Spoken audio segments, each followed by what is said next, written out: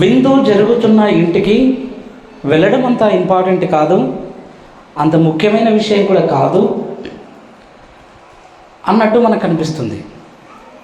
ఈరోజు మన ముందుంచమన్నటువంటి లెసన్, మన ముందుంచినటువంటి అంశభాగం బల్లారాధన మెసేజ్లో విందు జరుగుతున్న ఇంటికి ఎందుకు వెళ్ళకూడదు.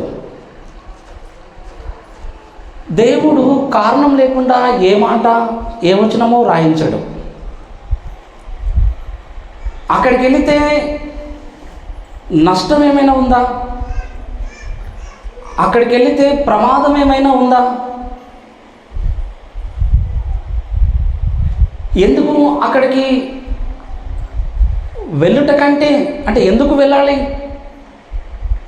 ఎంతోమంది వెళ్తున్నారు. ఇంతవరకు చాలామంది లోకం పుట్టినది మొదలుకొని ఆదాము కాలం నుంచి, అబ్రహాము జనరేషన్ నుంచి మోషే కాలం నాటి వరకు విందులు, విచ్చలవిడిగా వినోదాలు జరుపుకుంటూ వచ్చారు. ఆ విందులలో ఎలాంటి ప్రమాదం ముంచుకొస్తుంది, ఆ విందులలో ఎలాంటి హేయక్రియలు, ఎలాంటి దేవునికి అసహ్యమైన కార్యకలాపాలు జరుగుతున్నావో దానిని దృష్టించుకొని ఈ గ్రంథకర్త అయినటువంటి సొలొమోను ఈ మాటను రాశాడు. విందులలో మోసాలు, విందులలో కుట్రలు, విందులలో అన్యాయాలు, అక్రమాలు, హత్యలు, అబద్ధాలు, కామ విలాసాలు చూచిన సొలొమోను మహారాజు, ప్రసంగి, తన రాజ్యరికములో అనుభవించి చూచి వ్రాసినటువంటి మాటే ఈ ప్రసంగి 7వ అధ్యాయం, విందు జరుగుతున్న ఇంటికి వెళ్ళుట కంటే.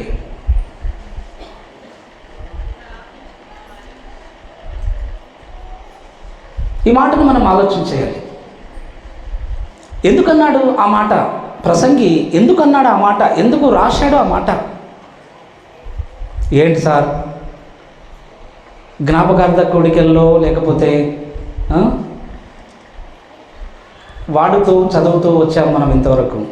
బల్లారాధనలో ఈ టైటిల్, ఈ అంశం మీరు మాట్లాడుతున్నారు అని ఆలోచించవాలి కదా. మనము ఆలోచించాలి. ఈరోజు అద్భుతమైన విందు మన ముందుంది. విందు అనగానే ప్రసంగి 7లో ఆగిపోకూడదు, ప్రసంగి 7లో ఆగిపోకూడదు. విందు అంటే చరిత్ర నుంచి క్రొత్త నిబంధన ముగింపులో దేవుడు ఏం చెప్పాడో మనం ఆలోచన చేయడమే దేవుని సంకల్పం. దేవుని సంకల్పం అంతయు కూడా పౌలు విశదంగా బోధించాడు. అలాంటి దేవుని సంకల్పాన్ని ఈరోజు మనము సమయం వృధా చేయకుండా త్వరగా నేను తీసుకెళ్తాను. పాత నిబంధన గ్రంథంలో ఎస్తేరు గ్రంథం 1వ అధ్యాయం 10వ వచనంలో, ఎస్తేరు గ్రంథములో విందులు జరిగాయి. ఎస్తేరు గ్రంథంలో టోటల్ విందులు ఎన్నున్నాయంటే 8 సార్లు గొప్ప విందులు జరిగాయి. పార్టీలు 8 విందులు జరిగాయి ఎస్తేరు గ్రంథం అంతటిలో. ఆ 8 విందులు ప్రతి విందులో ఒక నేరం, ప్రతి విందులో ఒక అన్యాయం, ప్రతి విందులో ఒక ఘోరం, ప్రతి విందులో హత్యలు, ప్రతి విందులో ఒక కుట్ర ఎస్తేరు గ్రంథం అంతట్లో మనం చదువుకోవచ్చు. సంఘ పెద్దలు పిల్లలను కంట్రోల్ చేయాలి. మనకున్నది అర్ధగంటలో దేవుని వాక్యాన్ని మనం క్లుప్తంగా ముగించుకుందాం. సంఘ పెద్దలు పిల్లల్ని శబ్దంగా ఉంచాలని మనవి. మొట్టమొదటి విందే ఎస్తేరు గ్రంథంలో మొట్టమొదటి విందు గురించి మీకు నేను చెప్పనవసరం లేదు. 127 సంస్థానములలో 127 సంస్థానములలో షూషను కోటలో అహస్వేరోసు అనే ఒక రాజు ఉన్నాడు. అతని పరిపాలనలో మొట్టమొదటిగా ఒక విందు జరిగింది. ఆ విందులో 6 నెలలు నా యొక్క మహిమ గురించి, నా ప్రతిభ గురించి చాటించాలి అని ఒక విందును ప్రకటించాడు అహస్వేరోసు మహారాజు. ఆ తర్వాత అహస్వేరోసు చక్రవర్తి రెండవ విందును అనౌన్స్మెంట్ చేశాడు. ఈ విందు 7 రోజులు ప్రకటించాడు. ఎన్ని రోజులు ప్రకటించాడు? 7 రోజులు. ఎవరు ప్రకటించారు? అహస్వేరోసు. ఇతని రాజు. బబులోను సామ్రాజ్యంలో 127 సంస్థానాలకు చక్రవర్తి అహస్వేరోసు. ఈ యొక్క అహస్వేరోసు రాజ్య పరిపాలన జరిపిస్తున్నప్పుడు 7 రోజులు నా రాజ్యంలో విందు ప్రకటించాలని సిద్ధం చేశాడు. ఆ 7 రోజుల విందులో 127 సంస్థానములలో అధికారులు, నాయకులు, సహస్రాధిపతులు, మంత్రులు, గొప్ప గొప్ప అతిథులందరూ అక్కడికి ఆ విందులో పాల్గొని ఒకరోజు విందు ఆరగించారు, రెండవ రోజు విందులో పాల్గొన్నారు, మూడవ రోజు విందులో పాల్గొన్నారు. టోటల్గా 6 రోజులు విందులో సెలబ్రేట్ చేసుకున్నారు. ఒక రకంగా మన భాషలో చెప్పాలంటే ఎంజాయ్ చేశారు.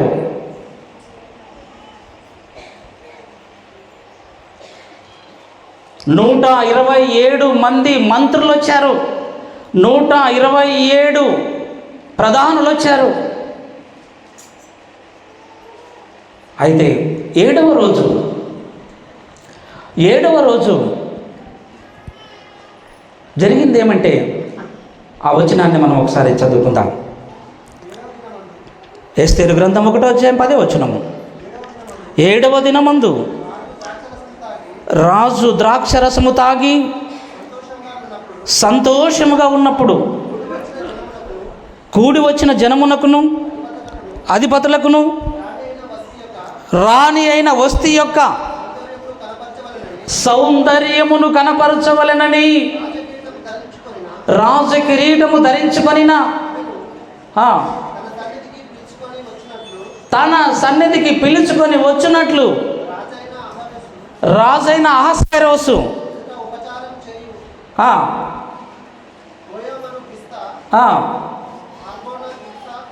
నపుంసకులకు అధిపతులకు ఆజ్ఞాపించాడు. ఇక్కడ 7వ రోజు విందులో రాజు త్రాగి మత్తుడై విందులో ఉన్నప్పుడు 127 సంస్థానముల నాయకులు, అధిపతులు ఆ విందులో ఉన్నప్పుడు ఒక ఆజ్ఞను, ఒక ఆలోచన పుట్టింది. విందులో జరుగుతున్న మోసం, విందులో జరుగుతున్న అన్యాయం, విందులో జరుగుతున్నటువంటి అక్రమం ఇక్కడ మనం ధ్యానిస్తూ ఉన్నాం. విందు జరుగుతున్న ఇంటికి ఎందుకు వెళ్ళకూడదు, ఎందుకు అక్కడికి వెళ్ళుట కంటే అన్నాడు, అక్కడికి వెళ్ళుట కంటే ఇక్కడికి వెళ్ళాలి అన్నాడు. అంటే అక్కడికి వెళ్ళకూడదు, అక్కడికి వెళితే మంచిది కాదు అని అర్థం.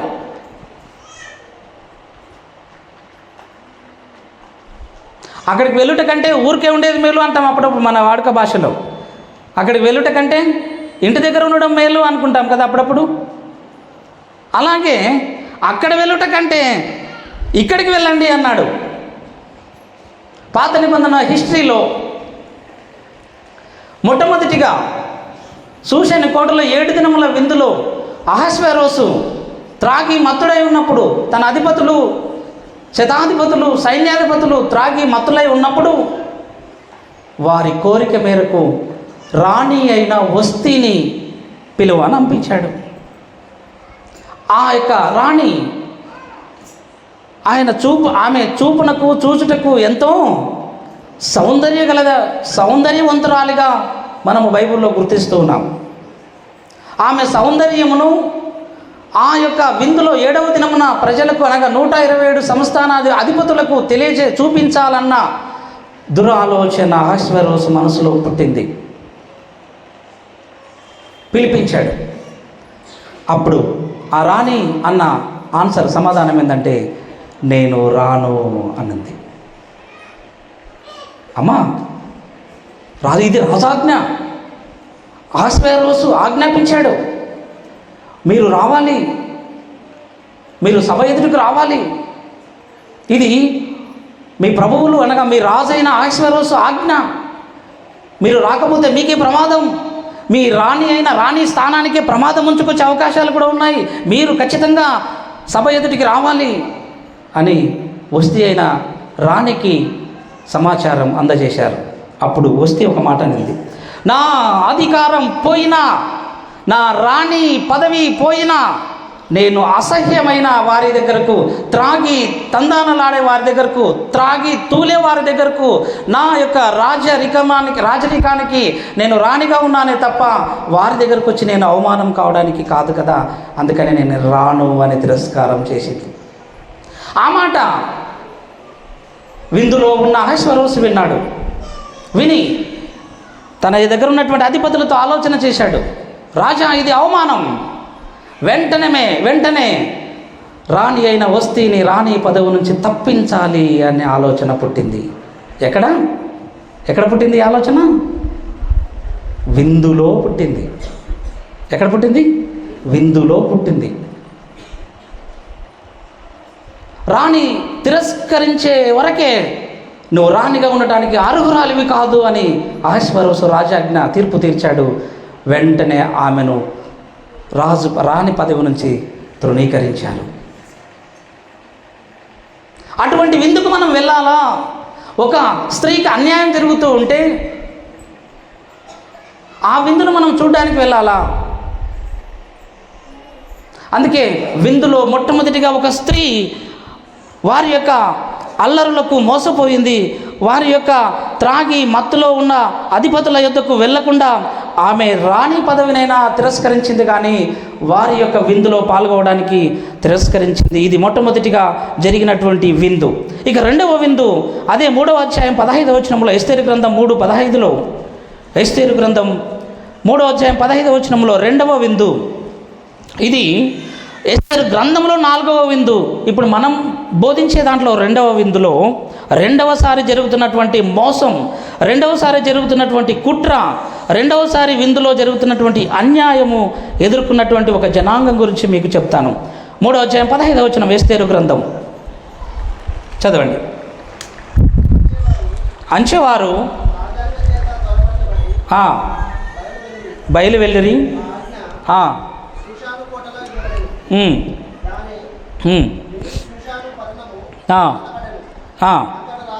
అంతటి రాజును హామానును విందుకు కూర్చుండిరి. చాలు. ఇక్కడ హామాను ఒక దుర్మార్గుడు ఉన్నాడు. ఇక్కడ హామాను అనే ఒక దుర్మార్గుడు ఉన్నాడు. ఇతడు రాజుకు ఒక విందును ఏర్పాటు చేయమని ఆజ్ఞాపించాడు. ఏ సందర్భంగా విందు చేసుకున్నారు వాళ్ళు? ఏ సందర్భంగా వాళ్ళు పార్టీ అరేంజ్ చేసుకుంటున్నారు అంటే, రాజా ఒక జనం ఉంది, ఆ జనము యెరూషలేము పట్టణము నుంచి, అనగా యూదా దేశము నుంచి మన దేశానికి చెరపట్టబడి వచ్చినటువంటి జనాభా వారే యూదులు. వారి విధులు, వారి ఆచారాలు మనకు భిన్నంగా ఉన్నాయి. వారు మనతో పొత్తు కలవని వారు, మనతో ఏకీభవించని వారు. వారి ఆరాధన వేరు, వారి ప్రార్థన వేరు, వారి భక్తి వేరు, వారి ఆచారాలు వేరు. వారు మన దేవతలకు మొక్కరు, వారు మన గుడులకు రారు, మన విందులలో పాలు పొందరు. అట్టి జనము మన దేశంలో ఉండుట అవసరమా? అందుకనే వారందరినీ చంపివేయటానికి నాకు పర్మిషన్ ఇవ్వండి అని పర్మిషన్ అడిగాడు అహశ్వేరోసును. ఎవరు అడిగారు? దుష్టుడైన హామాను. అతని పేరు అలాగే ఉంటుంది, దుష్టుడైన హామాను ఉంటుంది ఎస్తేరు గ్రంథంలో కదా సార్, హామాను గురించి. కాబట్టి ఈ దుష్టుడైన హామాను యూదులందరినీ చంపడానికి ప్లాన్ చేశాడు. అది సక్సెస్ అయింది. ఇప్పుడు విందు అన్నాడు. సక్సెస్ అయిన సందర్భంగా అప్పుడప్పుడు ఏమైనా కొడుకు పుడితే పార్టీ, మంచి ఏదైనా సంతోషకరమైన వార్త వినగానే ఏం లేదా? ఏం విందు. అక్కడ కూడా యూదులను చంపడానికి రాజు ఒప్పుకున్నందున పార్టీ, యూదులను చంపడానికి రాజు అంగీకరించినందుకు విందు. చూడండి, బానిసలైన యూదులు అందరినీ కూడా చంపడానికి కుట్ర పన్నాడు హామాను, దుష్టుడైన హామాను. ఆ సందర్భంగా పార్టీ విందు. చూడండి ఎంత అన్యాయం. తర్వాత 3వసారి విందు బైబిల్లో మూడవసారి దానియేలు గ్రంథం 5వ అధ్యాయం 1 నుంచి 4వ వచనాల వరకు మీరు చదువుకుని తర్వాత త్వరగా మనం ముగించే ప్రయత్నంలోనికి వెళ్దాం. దానియేలు గ్రంథం 5వ అధ్యాయం 1 నుంచి 4 వరకు అక్కడ మరి ఒక రాజు ఒక విందును ఏర్పాటు చేసినట్టు మనం చూస్తున్నాం. అక్కడ బెల్షస్సరు అనే రాజు ఉన్నాడు. బెల్షస్సరు అనే రాజు చక్రవర్తి. అతడు విందును చేసుకున్నాడు, గొప్ప విందు. ఎంతమందికి విందును ఎంతమంది కొరకు సిద్ధం చేశాడంటే ఇంచుమించు 1000 మందికి గొప్ప విందును ఏర్పాటు చేశాడు. ఈ బెల్షస్సరు ఎలాంటి వాడు అంటే గర్వాంధుడు, చాలా దుర్మార్గమైనటువంటి ఆలోచన గలవాడు. 1000 మందిని విందులో కూర్చోబెట్టుకున్నాడు. పార్టీ అధికారులతో కూర్చొని ఆ విందులో పానపాత్రలు, ద్రాక్షరసం త్రాగడానికి, తర్వాత వాళ్ళు రకరకాల ఆచారాలకు వాడుకోవడానికి పాత్రలు ఉన్నాయి కదా, పాత్రలు మామూలుగా ప్లాస్టిక్ గ్లాసులు, స్టీల్ గ్లాసులు, వెండి పాత్రలు మనకొద్దు. మనం త్రాగితే ఎలాంటి పాత్రలో తాగాలి తెలుసా? ఎలాంటి పాత్రలో తాగాలి? ఈ భూమి మీద ఒక చిన్న విషయాన్ని మీతో షేర్ చేసుకుంటాను. ఆయన తాగే, అంటే ఇప్పుడు ఈ సందర్భాన్ని పక్కన పెట్టండి, ఎగ్జాంపుల్, ఆ రాజు తాగే పాత్ర, ఆ రాజు తాగే గ్లాస్ బంగారుది, ఆ రాజు కూర్చునే సింహాసనం కుర్చీ బంగారుది, ఆ రాజు భోంచేసే ప్లేట్లు బంగారువి, ఆ రాజు ధరించే ఆభరణాలన్నీ బంగారువి, ఆ రాజు సింహాసనమే బంగారుతో చేయించబడినటువంటి సింహాసనం. ఆ రాజు ఎవరో బైబిల్లో మీకు గుర్తున్న వాళ్ళు పురుషుల్లో ఒకరు చెప్తారు. పురుషుల్లో టీచర్ ఏసన్న గారు చెప్తున్నారు కదా, ఏం పేరంట? సొలొమోన్ అని చెప్తున్నాడు. ఇప్పుడు కరెక్ట్ అయిన ఆన్సర్ స్త్రీలలో ఒకరు చెప్పాలని మనం చేస్తున్నాను. బైబిల్లో ఇదంతా మన రాజుల చరిత్ర కదా. చరిత్ర చదువు నేర్చుకోవాలి. ఏం నేర్చుకోవాలో ద్వితీయోపదేశకాండము 5వ అధ్యాయము, ద్వితీయోపదేశకాండం 6వ అధ్యాయము, ద్వితీయోపదేశకాండం 7వ అధ్యాయము, ద్వితీయోపదేశకాండం 11వ అధ్యాయాలు మీరు చదువుకోండి. తర్వాత ఇంటిలో ఏం నేర్చుకోవాలో అక్కడ వ్రాయబడి ఉంది. అందుకే నేను ఏం నేర్చుకున్నానో చిన్నప్పటి నుంచి అది నేర్చుకున్నాను. దేవుని వాక్యం మనం నేర్చుకోవాలి. విస్తారముగా పౌలు వాక్యం బోధించాడు రాత్రంతా, చాలాసేపు ప్రసంగించను అని అపోస్తల కార్యములు 20వ అధ్యాయంలో మొదటి నుంచి మనం చదువుకునొచ్చు. రాత్రంతా పౌలు పాటలతో కాలం గడిపాడనుందా? రాత్రంతా పాటల ద్వారా కాలక్షేపణ చేశాడనుందా? వాక్యంలో రాత్రంతా పాటలు నేర్పించాడా పౌలు? అపోస్తలైన పేతురు పాటలు నేర్పించాడా? అపోస్తలైనటువంటి 12 మంది శిష్యులు ఎక్కడైనా పాటలు నేర్పించారా? పాడొద్దు అని నేను చెప్పట్లేదు, పాడండి, ఆరాధించండి. సమయానికి వర్తమానాన్ని ఇవ్వాలి. సమయం వర్తమానం కొరకు కేటాయించాలి. ఏ సంఘములో వాక్యం విత్తబడుతుందో, ఏ సంఘములో వాక్యం వెదజల్లబడుతుందో ఆ సంఘము అభివృద్ధిలోనికి వస్తుంది. ఒకసారి గట్టిగా చప్పట్లు కూడా దేవుని మహిమపడదాం. ఏ సంఘములో వాక్యానికి ప్రాధాన్యత లేదో ఆ సంఘములో జీవం ఉండదని నేను మీకు మరొకసారి తెలియజేస్తున్నాను. ఆ సంఘములో పునాదులు ఉండవని మరొకసారి తెలియజేస్తున్నాను. బైబిల్ ప్రకారంగా ద్వితీయోపదేశకాండం 6, 7, 11 వచనాల ప్రకారంగా, అధ్యాయాల ప్రకారంగా. సరే, మంచిది. ఈ సమయంలో మరి ఒక విషయాన్ని జ్ఞాపకం చేసుకుందాం. టీచర్ ఏసన్న చెప్పారు కదా, ఎవరైనా సొలొమోను మహారాజు, ఆయన తినే ప్లేట్ బంగారుది, త్రాగే గ్లాసు బంగారుది, ఆయన కూర్చునే సింహాసనం బంగారుది. అంత గొప్ప రాజును మనము ఈరోజు జ్ఞాపకం చేసుకున్నాం. అలాగే ఈ విందులో ఇప్పుడు మన పాయింట్ విందు జరుగుతున్న సభ, విందులు జరుగుతున్న సభలు, సరేనా? సొలొమోను విందుల్లో కూర్చున్నాడు. అలాగే బెల్షస్సరు అనే రాజు, ఎస్తేరు గ్రంథంలో బెల్షస్సరు అనే రాజు పానం చేయడానికి పాత్రలు తీసుకొని వచ్చాడు. ఎక్కడి నుంచి తీసుకొచ్చాడు?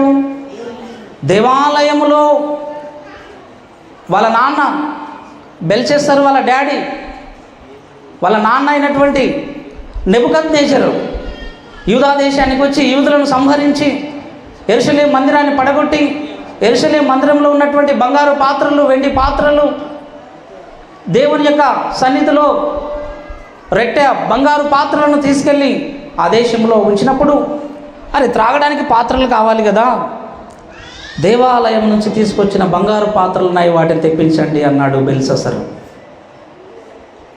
దేవుని మందిరంలో రొట్టెను ఉంచవలసిన పాత్రలు, గ్లాసులు బెల్షస్సరు ఆయన ద్రాక్షరసం అనగా మందు తాగడానికి వినియోగించుకున్నాడు. ఎంత గొప్ప దుస్సాహసం, ఎంత గొప్ప దుర్మార్గం బెల్షస్సరు చేసిన పని. ఎస్తేరు గ్రంథంలో రాజైన బెల్షస్సరు 1000 మందికి విందు చేశాడు. ఆ విందులో దేవుని యొక్క పాత్రలతో ఆయన మత్తుడై ఉన్నాడు. అలాంటి విందుకు వెళ్ళుట మంచిది అన్నాడా? అలాంటి విందుకు మనం వెళ్ళాలా? కాబట్టి ఆ విందులో దేవునికి అవమానం జరిగింది, దేవుణ్ణి దూషించాడు, దేవుణ్ణి తిరస్కరించాడు. అందుకే దేవుడు ఆ రాత్రే ఒక దర్శనము ద్వారా అతన్ని కలవరపరిచాడు. ఒక చేవ్రాత ద్వారా మెనే టెకల్ ఫార్సిస్ అనే ఒక చేవ్రాత ద్వారా బెల్షస్సరు పతనానికి దేవుడు నడుము బిగించాడు. ఆ యొక్క రాత అర్థం కాక, ఓ బెల్షస్సరు నీవు దుస్సాహసానికి నడుము బిగించావు, అందుకనే దేవుడు నిన్ను కొలిచాడు, దేవుడు నిన్ను తక్కెట్లో తూకం వేశాడు, నీవు తక్కువగా కనపడితివి, అందుకని నిన్ను రాజుగా ఉండకుండా దేవుడు తృణీకరించబోతున్నాడు అని ఒక చేవ్రాత ద్వారా అతనికి తెలియజేశాడు. అదే రాత్రి బెల్షస్సరు మృతి చెందాడు. విందు జరుగుతున్న ఇంటిలో దేవునికి అవమానం. మొదటి విందులో విందు జరుగుతున్న ఆ యొక్క సభలో రాణి అయిన వస్తీకి అవమానం. రెండవ విందులో బెల్షస్సరు దేవుని పాత్రలను అవమానపరిచి దేవుణ్ణే తిరస్కరించాడని మనము నేర్చుకున్నాం. ఇక మూడవ విందును మనం ఆలోచన చేద్దాం. మూడవ విందు మనం ఆలోచన చేద్దాం. బైబిల్ గ్రంథంలో దానియేలు గ్రంథం 5వ అధ్యాయం 1-4 వచనంలో ఇందాక మనం చదువుకున్నాం. తర్వాత 4వ విందు న్యాయాధిపతుల గ్రంథము 14వ అధ్యాయం 10 నుంచి, న్యాయాధిపతులు 14వ అధ్యాయం 10 నుంచి ఒకసారి ఎవరైనా చదివి వినిపించాలని మనవి. న్యాయాధిపతులు 14:10. చూడబోయినప్పుడు చాలు. 4వ విందు సంసోను విందు. విందు జరుగుతున్న సభలకు ఎందుకు వెళ్ళకూడదు, విందు జరుగుతున్న ఇండ్లకు ఎందుకు వెళ్ళకూడదు ఇప్పుడు మీరు వినబోతున్నారు. ఇప్పుడు మనం ఆలోచన చేస్తూ ఉన్నాం. మొట్టమొదటిగా బైబిల్లో మనము ధ్యానిస్తున్న ఈ లెసన్కి సంబంధించి ఎవరు విందు చేసుకున్నారు? ఫస్ట్ ఎవరు విందు చేశారమ్మా బైబిల్లో? రాజైన అహష్వేరోషు విందు చేశాడు. రెండవదిగా రాజైన బెల్షస్సరు విందు చేశాడు. ఇప్పుడు మూడవదిగా బెల్షస్సరు చేశాడు. రెండవదిగా హామాను చేశాడు. మనం మర్చిపోయాం.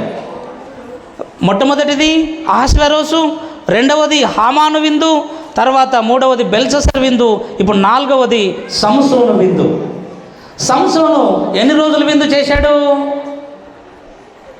సంసోను ఎన్ని రోజులు విందు చేశాడు? తిమ్నాతు పట్టణములో 7 రోజులు విందు చేశాడు. ఎన్ని రోజుల విందు?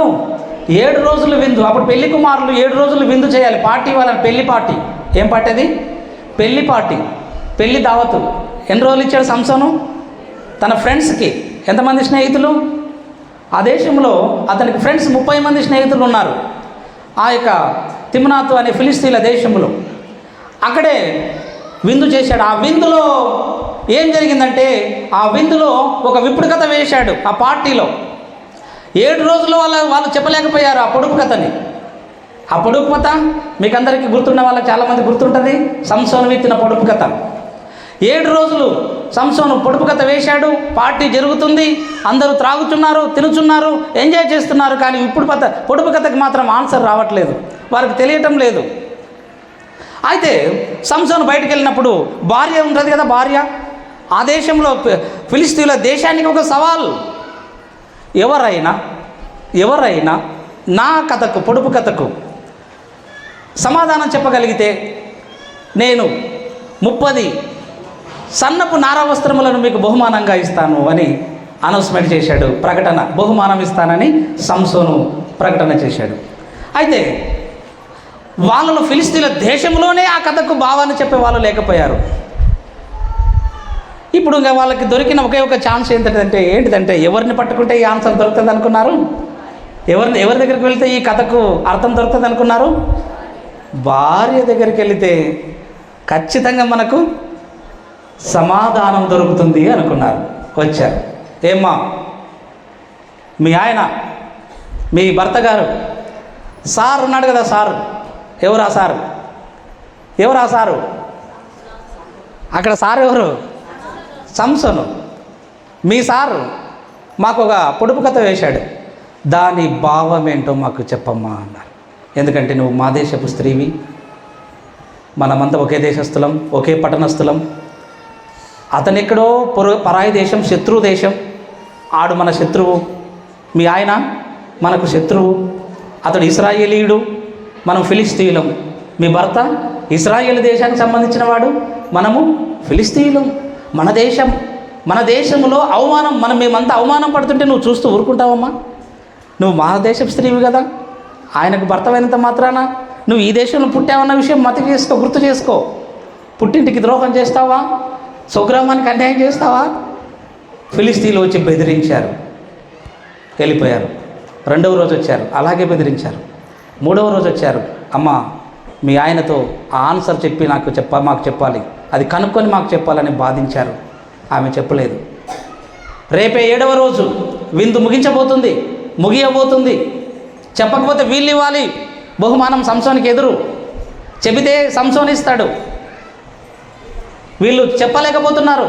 7వ రోజు వచ్చారు. ఈ రోజు కనుక మీ ఆయనతో ఆన్సర్ చెప్పి మాకు చెప్పకపోతే నిన్ను, నీ తండ్రి ఇంటిని నిప్పంటించి కాల్ చేస్తామని బెదిరించారు. ఈసారి ఫైనల్గా చూడండి, ఎంత 7 రోజుల విందులో జరుగుతున్న అక్రమం, 7 రోజుల విందులో జరుగుతున్న అన్యాయం. ఒక కుటుంబాన్ని బెదిరిస్తున్నారు, టార్చర్ పెడుతున్నారు. సంసోను భార్యను టార్చర్ పెడుతున్నారు. వేరే గత్యంతరం లేక, వేరే ఆధారం లేక రాత్రికి ఇంటికి వచ్చాడు అయ్యా. ఇంకా ఆమె ఏడుపు ముఖం పెట్టింది, ఏడుచుకుంటూ కూర్చోంది. ఏడుస్తూ ఉంటే ఇంకా ఆయన వచ్చి అడగాలి కదా, ఏమని అడగాలి? ఏమని అడగాలి? ఆనందమన్నా అంతే కదా, ఏమైంది అని అడగాలి. మన భాషలో ఏమైంది, ఎందుకు ఏడుస్తున్నావు అని అడుగుతాం కదా, అంతేనమ్మా? అంతే కదా. అప్పుడు ఆమె ఇచ్చే ఆన్సర్, నువ్వు మా దేశ ప్రజలకు అన్యాయం చేస్తున్నావు, మమ్మల్ని అవమానిస్తున్నావు, మా తండ్రి ఇంటిని అవమానిస్తున్నావు. ఆ కథ భావం, ఆ విప్పుడు కథ, పొడుపు కథ అర్థం ఏందో కనీసం నాకన్నా చెప్పవా? పిచ్చిదానా, ఈ కథ భావము నా తల్లిదండ్రులకే నేను చెప్పలేదు, నీకు చెప్పాలా? అంతేనా? మా అమ్మ నాన్నకే చెప్పలేదు నేను, నీకు చెప్పాలా? అవును, నాకు చెప్పాలి. నాకు చెప్పకపోతే ఎవరు చెప్తావు? ఏమండి, ఇది చాలా రుచికరంగా ఉంటుంది, ఇది నువ్వు తింటే బాగుంటావు, మంచి ఆరోగ్యం ఉంటుంది, మన ముఖాలు ప్రకాశిస్తాయి, నువ్వు తిను అంటే, మా తండ్రి చెప్పాడు తినొద్దని, నేను చెప్తున్నాను కదా తిను. తినిపించింది, అయిపోయింది, సర్వనాశనం అయిపోయింది లోకం. అంతేనా? ఎవరు ఆమె? అవ్వ. తిన్నదెవరు? తిన్నదెవరు? ఆదాము. ఇప్పుడు ఈమె. ఏమండి, పిల్లలు లేరు, అందుకే స్త్రీలు మౌనంగా ఉండాలి. నాకు కనుక స్త్రీల కూడిక ఇస్తే అబ్బా, ఇక మామూలుగా ఉండదు అమ్మాయి ఆ సబ్జెక్ట్. ఇక కాబట్టి నాకు ఆ ఛాన్స్ లేదు కాబట్టి జనరల్గా చెప్తున్నాను. ఏమండి, పిల్లలు లేరు, ఆస్తి చూస్తే కోటాను కోట్లు, మన వంశానికి ఒక్కడు కూడా లేకుండా పోతాడు, నా మాట విని ఇంకో పెళ్ళి చేసుకోండి అంటుంది ఆమె. రోజు వేరే ఖచ్చితం లేక, దేవుడు చెప్పాడు శారా వలన అయినదే నీ సంతానం అనబడును అంటే కూడా ఇక నువ్వు అవే అనుకుంటూ ఉంటావా? నేను చెప్పేది కూడా కొంచెం విను ఇంటికాడ. చెప్పు, ఏంది నీ బాధ అంటే, హాగర్ ఉంది కదా, పెళ్లి చేసుకో చేసింది. ఆమె పుణ్యమాని ఇప్పటికీ ప్రపంచంలో రెండు జనాంగాలకి ఫైటింగ్, కొట్లాటనే. ముస్లిం దేశాలు, ప్రపంచ దేశాలు ఇజ్రాయెల్ దేశంతో, ముస్లిం దేశాలు అన్నీ కూడా ఇప్పుడు యుద్ధానికి సిద్ధపడుతున్నాయంటే అమ్మ మహాతల్లి పుణ్యమే. ఎవరు మహాతల్లి? ఎవరేమే? శారా. అందుకనే పౌలు అన్నాడు, నేను సలహా ఇచ్చే అధికారం ఇవ్వను అన్నాడు స్త్రీలకు. మొదటి తిమోతి 2:12 వచనంలో చదవకర్లేదు. నేను వాళ్ళకు బోధించడానికి సలహాలు ఇచ్చే అవకాశం నేను ఇవ్వను అన్నాడు సంఘంలో. అందుకనే ఏం చేయాలంటే కొరింథీ పత్రికలో మౌనంగా ఉండి నేర్చుకోవాల్సిందే తప్ప భర్తలను అడిగి నేర్చుకోవాలి. భర్తలపై అధికారం ఇవ్వను, ఉపదేశించడానికి అధికారం ఇవ్వను, ఉపదేశించకూడదు, అధికారం తీసుకోకూడదు స్త్రీలు. ఇది ఇలా ఉండగా ఎన్నో సందర్భాలను మనము బైబిల్లో నుంచి తీసుకోవచ్చు. బట్ ఇప్పుడు ఒకటి ఏంటిదంటే, మన యొక్క సందర్భం సంసోను జీవితంలో విందు. ఏమండి, నాకు కావాలి, ఆన్సర్ కావాలి, సరే అని ఆమె బాధ భరించలేక, నువ్వు చెప్పకపోతే నేను చచ్చిపోతా చూడని కూడా బెదిరిస్తారు కదా చాలామంది. ఒకవేళ అటువంటి సిచ్యువేషన్ తీసుకొచ్చిందేమో ఆయనకు సంసోనుకి. చివరికి వేరే పని లేక ఆ పొడుపు కథ భావాన్ని చెప్పేశాడు. ఇక్కడ ఆన్సర్ పట్టేసిందో లేదో, వంట రూమ్లోకి వెళ్ళిందో లేదో వాట్సాప్లో మెసేజ్ చేసింది. ఆ కథ భావం ఇదే. ఎవరికి? వాళ్ళ ఊరి పెద్దలకు వచ్చేసింది ఆన్సర్. అప్పుడు నువ్వేదో పొడుపు కథ వేశావు, దాని ఆన్సర్ ఇదే అని వచ్చి 7వ రోజున చెప్పారు. అప్పుడు సంసోను బాధపడ్డాడు, నా భార్యతో చెప్పకపోతే నేను ఓడిపోయేవాడిని కాదు అన్నాడు. ఎప్పుడైతే 7 రోజుల విందులో సంసోను ఓడిపోయాడో, భార్య మాటలు విని వారి యొక్క ఫిలిష్తీయులు సంసోనుని ఎంతగా ఓడించారో, ఎంత అవమానపరిచారో, చివరికి సంసోను భార్య విడాకులిచ్చి వెళ్ళిపోయేటంతటి స్థితి అక్కడ చోటు చేసుకుంది. సంసోను తల్లిదండ్రులే ఆయన భార్యను తీసుకొని వేరే వాళ్ళకు పెళ్లి చేసినట్టు మనం అక్కడ చూస్తున్నాం. విందులో మోసం, విందులో అన్యాయం, విందులో అక్రమం జరిగింది ఈ యొక్క సంసోను విందులో. రైట్, నెక్స్ట్ 5వ విందు మనం కనుక ఆలోచన చేస్తే, 2వ సమూయేలు గ్రంథం 13:24 వచనంలో ఒక విందు జరిగింది. అక్కడ 5వ విందు బాగా గుర్తుపెట్టుకోవాలి. మొట్టమొదటి విందు బెల్షస్సరు కాలములో, అహష్వేరోషు కాలంలో మొదటి విందు మనం ఆలోచన చేశాం. 2వ విందు హామాను విందు, 3వ విందు బెల్షస్సరు రాజు విందు, 4వ విందు సంసోను అనే మన న్యాయాధిపతి చేసిన విందు. ఇప్పుడు 4వ విందు అబ్షాలోము ఒక గొప్ప విందు చేశాడు. ఈ అబ్షాలోము ఎవరు అని మనం ఆలోచన చేస్తే, ఎవరైనా అబ్షాలోము గుడ్ దావీదు మహారాజు కుమారుడు. ఈ దావీదు మహారాజు కుమారుడు ఒక విందు చేశాడు. ఆ విందు ఎందుకు చేశాడో తెలుసా? తన సొంత అన్నయ్య అయినటువంటి అమ్నోనును చంపేయడానికి విందును ఏర్పాటు చేశాడు. విందు అంటే అందరూ వస్తారు. విందు అనగానే వచ్చేది అందరూ రావడానికి వీలు చేసుకుంటారు. పనులు ఉన్నా కూడా పోస్ట్ మన్ చేసుకొని విందుకు వస్తారు. అందుకనే మా అన్నను కూడా విందుకు రావాలని రాజును పర్మిషన్ అడుగుతున్నానని రాజు దగ్గరికి వెళ్ళి తండ్రి అయిన దావీదును పర్మిషన్ అడిగాడు ఈ యొక్క అబ్షాలోము. రాజు అయిన దావీదు పర్మిషన్ ఇచ్చాడు. అన్న అయినటువంటి అమ్నోను కూడా, అబ్షాలోము కూడా పిలిచిన పిలుపు మేరకు అమ్నోను విందుకు వెళ్ళాడు. అతడు త్రాగి మత్తుడయ్యుండుట చూసి, అధ్యాయమంతా మీరు చదివితే అర్థమవుతుంది. అమ్నోను త్రాగి మత్తుడయ్యుండుట చూసి చంపివేయండి అన్నాడు అబ్షాలోము.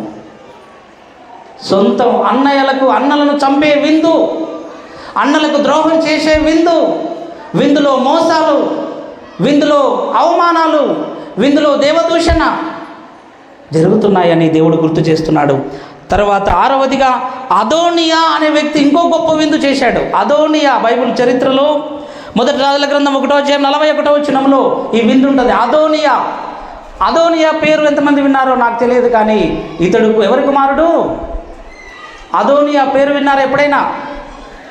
అదోనియా పేరు విన్నారా?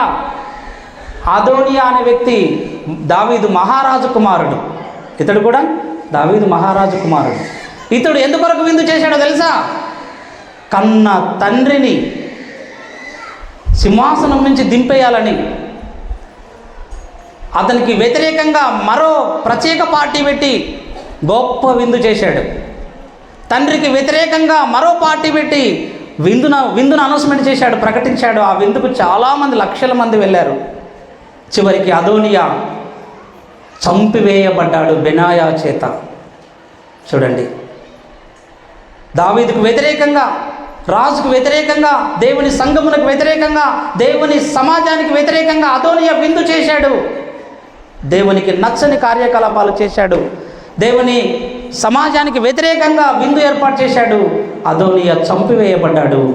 అధికారం కోసం నాకు ఆ సింహాసనం కావాలి, అక్కడ ఉన్నది తండ్రి అయినా తప్పించి నేను ఆసీనుడు కావాలి, నేను పరిపాలించాలన్న అధికార దాహంతో విందు చేశాడు అదోనియా.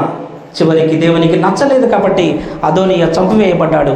మొదటి సమూయేలు 25:36 వచనంలో ఇంకొకని విందు ఉంది. అక్కడ 7వసారి విందు చేసుకున్న ఒక వ్యక్తి నాబాలు అనే వ్యక్తి ఉన్నాడు. 7వసారి విందు చేసుకున్నాడు నాబాలు. అతడు ఎలాంటి విందు చేశాడో తెలుసా? రాజుల విందు చేసుకొని ఎంజాయ్ చేస్తున్నాడంట ఇంట్లో. చూడండి, ఈ నాబాలు అనే వ్యక్తి కర్మేలు పర్వతమందు, కర్మేలు ప్రాంతంలో నివాసం ఉన్న వ్యక్తి. ఇతడు పేదలకు ₹1 దాన ధర్మాలు కూడా చేసే వ్యక్తి కాదు. ఆకలిగా ఉన్న వారికి ఆహారం పెట్టే వ్యక్తి కాదు. అతడు చాలా దుర్మార్గుడు, చాలా స్వార్థపరుడు. అతడు ఒక విందు చేసుకున్నాడు. అయితే అతని దుర్మార్గతను బట్టి ఒకసారి కొన్నిసార్లు దావీదు ఆకలితో ఉన్నప్పుడు ఈ నాబాలు దగ్గరికి కొద్దిగా ఆహార పదార్థాలు పంపించమంటే చిన్న ఒక ద్రాక్ష పండు కానీ, ఒక అరటి పండు కానీ, ఒక యాపిల్ పండు కానీ ఇవ్వను పో అని త్రోసివేసిన వ్యక్తే, ఒక రెట్టె కూడా పంపను అన్న వ్యక్తే ఈ నాబాలు. దేవుడు మొత్తగా నాబాలు చచ్చిపోయాడు. దేవుడు చంపేశాడు. పేదలకు విందు ఇవ్వకుండా, పేదలకు దానం చేయకుండా, ధర్మం చేయకుండా, బీదలను కనికరించకుండా నీ ఒక్కడివే విందు చేసుకుంటావా అని చంపివేయబడ్డాడు నాబాలు. ఇప్పుడు 7 మంది 7 విందులు మనం చూసుకున్నాం. 7 మంది 7 సార్లు వాళ్ళ యొక్క విందులు, వారి యొక్క కార్యకలాపాలలో ఏమేం జరిగాయో మనం నేర్చుకున్నాం. ఇప్పుడు మనము కన్క్లూజన్కి మనం కనుక వెళితే ఇర్మియా 16:8 3వ అధ్యాయము, లేకపోతే ఇర్మియా 16:8వ అధ్యాయం నుంచి 8వ అధ్యాయం 12వ వచనంలో కనుక మనం ఆలోచన చేస్తే, వారి విందులకు మీరు వెళ్ళవద్దు, అక్కడ విగ్రహారాధన ఉంటుంది, అక్కడ విగ్రహాలకు బలిచ్చిన ఆరాధనలు ఉంటాయి, కాబట్టి మీరు వారి విందులకు వెళ్ళకూడదు అని ఇర్మియా భక్తుని దేవుడే వద్దన్నాడు. కాబట్టి విందులకు వెళితే ప్రమాదం ఉంది అని దేవుడు ఇర్మియాతో మాట్లాడుతూ ఉన్నాడు. అందుకనే 2వ పేతురు పత్రిక 2వ అధ్యాయం 13వ వచనాన్ని ఒకసారి చదువుకుందాం. 2వ పేతురు పత్రిక 2వ అధ్యాయం 13వ వచనం. విందుకు వెళ్ళేవారు ఎలాంటి వారు అంటే, తమ సుఖభోగముల యందు సుఖపడే వారందరూ కూడా విందులను ప్రేమిస్తారు, విందులకు వెళ్తారు. చూడండి, జ్ఞాపకార్థ కూడి కంటే ఎవరు రారు, చనిపోయిన ఇంటికంటే ఎవరు రారు, ఎవరైనా కష్టాల్లో ఉన్నారంటే అలాంటి ఇంటిని ఓదార్చడానికి రారు. బర్త్డే పార్టీ అంటే వస్తారు, తర్వాత పెళ్లి పార్టీ అంటే వస్తారు, హౌస్ డెడికేషన్ విందు ఉంది, పార్టీ ఉందంటే వస్తారు. అందులో ఎన్నో అనర్థాలు ఉన్నాయని భక్తుడైనటువంటి సొలొమోను గుర్తు చేస్తూ ఉన్నాడు. కాబట్టి ఆ రోజు జరుగుతున్న విందులను గుర్తు చేసుకొని సొలొమోను ప్రసంగి 7వ అధ్యాయంలో ఆ మాటను వ్రాయించాడు. ఇక చివరిగా నేను ఒక మాట చదువుతాను. యూదా గ్రంథం, యూదా పత్రిక 1వ అధ్యాయము 12వ వచనము నుండి 13వ వచనాల వరకు మనం ఆలోచన చేస్తే, విందుకు వెళ్ళేవారు ఎలాంటి వారు ఆ యొక్క విందులకు వెళ్తారు అంటే, నిర్జల మేఘములు. యూదా పత్రిక 1వ అధ్యాయం 12-13లో 12 నుంచి 13వ వచనం వరకు విందులో వాళ్ళు నిర్జన మేఘములు అంటే నీళ్లు లేని మేఘములు. బెల్షస్సరు మొదటిగా విందు చేశాడు. అతని విందులో నీళ్లు లేవు, నిర్జల మేఘమైనటువంటి బెల్షస్సరు విందు చేశాడు. నిర్జల మేఘములు. రెండవదిగా కాయలు లేని చెట్లు, వారి విందులలో కాయలుండవు. బెల్షస్సరు విందులో కాయలు లేవు, నీళ్లు లేవు. అహష్వేరోషు విందులో కాయలు లేవు, నీళ్లు లేవు. సంసోను 7 రోజుల విందులో, ఫిలిష్తీయుల విందులో నీళ్లు లేని మేఘముల వలె విందు చేసుకున్నారు. కాయలు లేని చెట్ల వలె విందులో పాల్గొన్నారు. సంసోను జీవితాన్ని నాశనం చేశారు. ఆ విందులలో, ఆ విందులో వస్తీ రాని జీవితాన్ని నాశనం చేశాడు ఆహస్వేరోసు. బెల్షస్సరు దేవుని మందిరాన్ని పాడు చేశాడు తన విందులో. అదోనియా తన విందులో తండ్రి అయిన దావీదు మీదికే తిరుగుబాటు చేసి ప్రత్యేక పార్టీ ఏర్పాటు చేసుకున్నాడు. అదోనియా చంపివేయబడ్డాడు. నీళ్లు లేని మేఘమైన అదోనియా, పండ్లు లేని చెట్టు అయిన అదోనియా. ఇదో పత్రికల్లో మీరు బాగా చదువుకోండి. తర్వాత 1వ అధ్యాయం 12 నుంచి 13 వచనానికి 13 వచనం వరకు ఇక పాయింట్స్ అన్నీ ఉంటాయి. రెండవదిగా అవమానం వెళ్ళగ్రక్కుచు. ఆ విందులో అవమానం, వస్తీని అవమానించడానికి పిలిచారు విందుకు. రాణి అయిన వస్తీని అవమానించారు విందులో.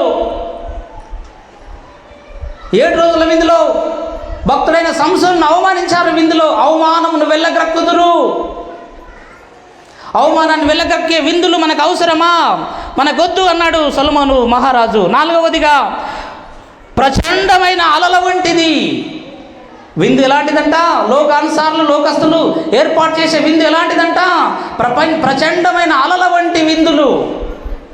అలా ఎప్పుడు వస్తుందో వచ్చి కొట్టుకొని పోతుంది కదా. ఒడ్డుకే ఉన్నామన్నట్టుగా ఉంటుంది. కానీ సముద్రం అలా ఒక్కసారి వస్తే ముంచేసుకొని వెళ్ళిపోతుంది. అలాంటి ముంచేసే విందులు. సంసోను ముంచివేయబడ్డాడు, వస్తీ ముంచివేయబడింది. వారి అలల వంటి విందులో వస్తీ బలైపోయింది. వారి అలల వంటి విందుకు సంసోను బలైపోయాడు. వారి అలల వంటి విందుకు దేవుని మందిరం బలైపోయింది. దావీదు బలైపోయాడు. అలల వంటి, ప్రచండమైన అలల వంటి వాళ్ళు. తర్వాత 5వదిగా మార్గము తప్పి తిరిగే చుక్కల వంటి విందులు. వారి విందులు మార్గము తప్పి తిరిగే చుక్కల వంటివి. ఇక చివరి 6వదిగా గాఢాంధకారము సిద్ధపరచబడి ఉంది వారందరి కొరకు అని ఫైనల్ అనౌన్స్మెంట్ చేశాడు దేవుడు. వారి కొరకు గాఢాంధకారం సిద్ధపరచబడి ఉంది. ఆశ్వరోసు విందులో గాఢాంధకారం సిద్ధపరచబడి ఉంది. బెల్షస్సరు విందులో గాఢాంధకారం సిద్ధపరచబడి ఉంది. అదోనియా విందులో గాఢాంధకారం సిద్ధపరచబడి ఉంది. సంసోనును అవమానించిన వారి విందులలో వారి కొరకు దేవుడు గాఢాంధకారాన్ని సిద్ధపరిచి ఉన్నాడు. అందుకనే అక్కడ జరుగుతున్న మోసాలు, కుట్రలు, అన్యాయాలు, అక్రమాలను దేవుడు చూసి, దావీదు మహారాజు అయినటువంటి కుమారుడైనటువంటి సొలొమోను చూసి, విందు జరుగుతున్న ఇంటికి వెళ్ళడం అవసరమా అన్నాడు. రైట్.